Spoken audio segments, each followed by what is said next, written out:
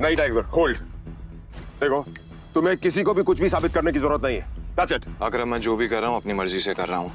आज जो बलराज मेरे मुंह पे बोल रहा है, मैं नहीं चाहता कल को कोई ऐरा गहरा मेरी पीठ पीछे बोला है। अकरम ने अभिनव की आंखों में संजय जैसे तेवर देखे तो उसने एक गहरी सांस ली और सब ऊपर वाले के भरोसे छोड़ दिया।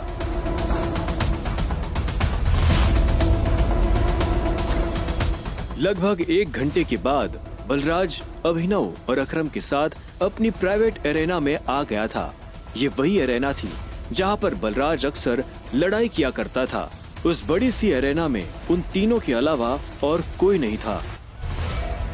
एक बार फिर सोच लो, मैं आज तक इस रिंग में हारा नहीं।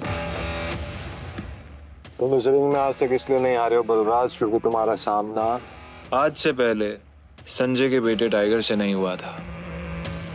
तो अकरम मियां, किस पर दाव लगाओगे? मुझ पर या इस पर? बेवकूफों जैसी बात मत करो। भला टाइगर के होते हुए किसी और पर दाव लगाया जा सकता है क्या? सोच लो, बहुत बुरी तरह पछताओ। दुनिया हंसेगी तुम पर। मुंह दिखाने लायक नहीं रहोगे। चलो फाइट शुरू करते हैं।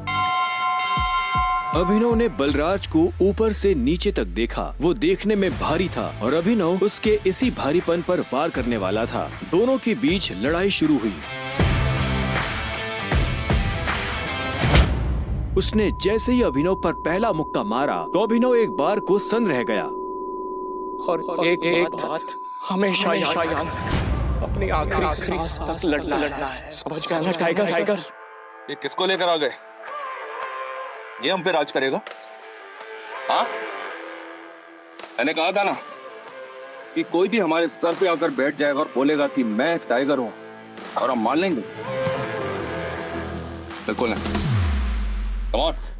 उसका मुक्का अभिनव की नाक तोड़ता उससे पहले ही अभिनव को होश आ गया और उसने अपना सर नीचे झुका लिया। बलराज का मुक्का खाली गया और वो पलटकर अभिनव को देखने लगा। अभिनव गंभीर था। उसे याद आ रहा था कि बचपन से ही उसके पिता संजय ने उसे लड़ना सिखाया था। बलराज को इस बार गुस्सा आया। वो फिर से तेजी से अभिनव की तरफ बढ़ा और अभिनव ने झुक करके उसके पैर पर लात मार दी। बलराज अपने आप को संभाल नहीं पाया। अरे बलराज, सरेंडर कर दो। क्यों अपना रिकॉर्ड खराब कर रहे हो? मैं बाहर किसी से नहीं कहूंगा कि तुम टाइगर से हार गए। बलराज एक के बाद एक अभिनव पर मुक्के बरसाना शुरू कर दिए। अभिनव ने अपने आप को उसके मुक्कों से बचाया।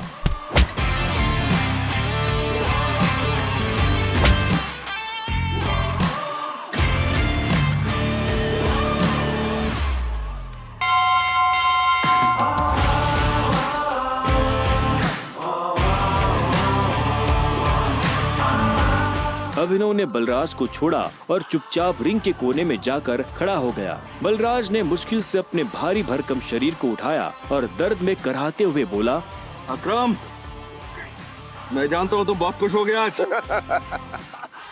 बलराज की कमर में मोच आई थी और उसने हंसते हुए अभिनव से कहा, कहाँ से सीखा ये सब? ये सब मुझे विरासत में मिला है, मेरी उस गद्दी के साथ। जरा पियोगे मेरे साथ? आज की पार्टी मेरी तरफ से। बलराज, ऐसे नहीं कहते, ऐसे कहते हैं कि टाइगर जी, क्या आप मेरे साथ शराब पिएंगे, पार्टी करेंगे? इस तरह। टाइगर जी, क्या आप आज मेरे साथ शराब पीना पसंद करेंगे, पार्टी करेंगे? हाँ, ओके? राइट। क्यों नहीं?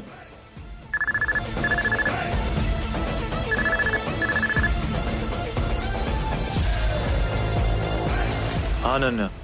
देखो, मेरे मम्मी पापा आ गए हैं। जो कुछ भी है उन्हें सब पता चल चुका है। वो तुमसे मिलना चाहते हैं तो तुम जहाँ भी हो अभी कभी घर आओ। क्या अभी? हाँ, तो इतनी हैरान होने की जरूरत नहीं है। जो किया अब उसे भुगतो। वैसे अकरम, मैं अकरम, बलराज, अभी तुम लोगों के साथ नहीं चल पाऊंगा। मुझे घर पहुंचना है, मेरे ससुराल, मेरे सास ससुराल ना। ससुराल? तुम्हारी शादी कब हुई? लंबी कहानी है, कभी और बताऊंगा। सब ठीक तो है ना? हमें मोंटी को बुलाकर बता देना चाहिए कि नहीं बलराज, अभी फिलहाल इसकी असली पहचान किसी के बारे में पता नहीं चलना चाहिए और किसी को पता नहीं चलना चाहिए कि टाइगर लौट आया है। ठीक है? मोंटी जो कर रहा है उसे करने दो। चलो मैं निकलता हूँ, और अकरम तुम्हें याद है ना मुझे वो नई नौकरी के लिए। डोंट वरी, तुम्हारा काम हो जाएगा। ये सुन अभिनव ने अकरम और बलराज से हाथ मिलाया और वो बाहर आ गया। उसने अपने जाने के लिए एक कैब बुक कर ली थी। टाइगर, ये लो, ये वही शराब है जो हमने होटल में पी थी। अपने सास ससुर को जाकर पिला देना, उनकी 7 पुश्तों में किसी ने नहीं पी होगी। इस सब के लिए थैंक यू अकरम। तुम्हें भी वापस आकर हमारी उम्मीदें जिंदा करने की।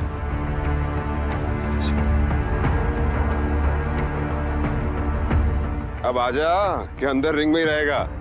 कुछ देर के बाद गाड़ी अनन्या के घर के बाहर आकर रुकी। अभिनव नीचे उतरा और गहरी सांसें लेते हुए घर के अंदर पहुंच गया।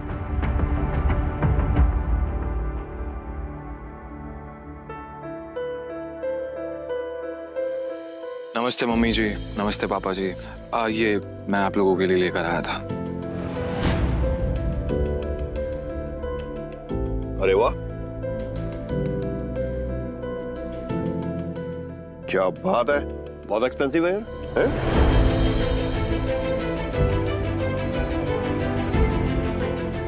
क्या खुशबू है, देख। क्या तुम भी? मुझे तो लगता है ये बॉटल्स कहीं से चोरी करके लाया होगा। तुम्हें लगता है इसके जैसा आदमी इतनी महंगी शराब अफोर्ड कर पाएगा? और तुम ये सब क्यों लाए हो यहाँ पे?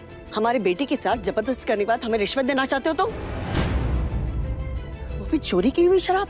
सॉरी, लेकिन ना ही मैंने किसी के साथ जबरदस्ती की और ना ही कोई चोरी की है। अच्छा, तो फिर मेरी बेटी के साथ तुम्हारा भूत सोया हुआ था? तुम ये सब इसलिए कर रहे हो ना ताकि तुम मेरी बेटी की जायदाद हड़प कर सको? तुमने कहा तुम और कहा मेरी बेटी। अभिनव को ऐसा लगा जैसे उसके सीने में किसी ने छुरा घोंप दिया हो। कोई भी उसकी बात सुनने को राजी ही नहीं था। हाँ, ये बात ठीक है कि वो अनन्या के साथ एक बिस्तर पर सोया था, लेकिन उसने ये सब जानबूझकर नहीं किया था। उसे खुद नहीं पता था कि वो अनन्या के कमरे में कैसे पहुंच गया। अगर उसे पहले से ये सब पता होता तो वो कभी ऐसा नहीं करता। पर आखिर में अभिनव ने कोई सफाई नहीं दी। उसे पता था कि कोई फायदा नहीं होगा। गूंगे हो? मुंह में जुबान नहीं है तुम्हारे? शर्मिला, बैठ। अभिनव, बैठ जाओ। शर्मिला अभी भी गुस्से में उसे देख रही थी। अभिनव बैठा और राजीव ने आगे कहा, तो वहाँ जो कुछ भी हुआ है हमें उसके बारे में सब कुछ पता है, और अनन्या को भी ये मालूम नहीं है कि उसके साथ कैसे हुआ है। लेकिन मुझे ऐसा लगता है कि वहाँ पे कोई बहुत बड़ी गड़बड़ हुई है। चलो, अब जो कुछ भी है, तुम्हारे और अनन्या का रिश्ता तो बदल नहीं सकते। वैसे भी जो कुछ हुआ उसका उसे मलाल नहीं था। अगर वो अनन्या से नहीं मिलता तो वो अकरम से कभी नहीं मिल पाता।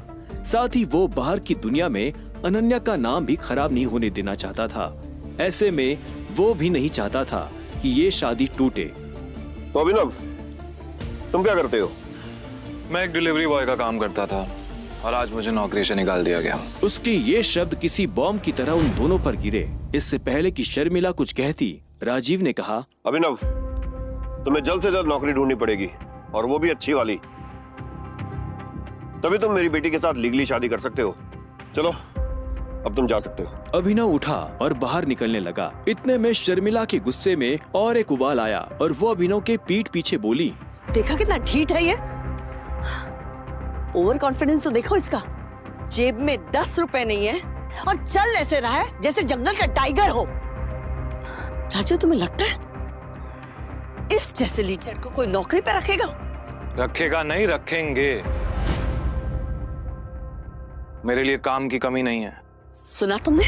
राजीव भी अभिनव की बात सुन हैरान हो गया। इतने में अभिनव शर्मिला के पास आया और बोला, अगर मुझे एक अच्छी नौकरी मिल गई तो क्या आप मुझे ये साबित करने का मौका देंगी कि मैं अनन्या से शादी करने के लायक हूँ?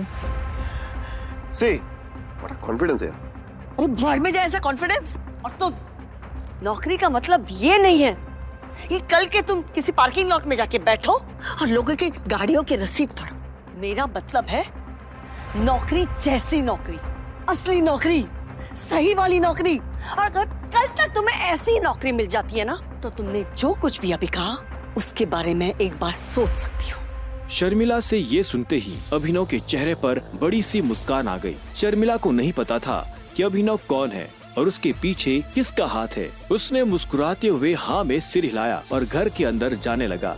रात बहुत हो चुकी थी और उसे पता था कि इस वक्त वो अपने घर नहीं जा सकता था। उसने सोचा था कि वो अनन्या के कमरे में जाकर सो जाएगा।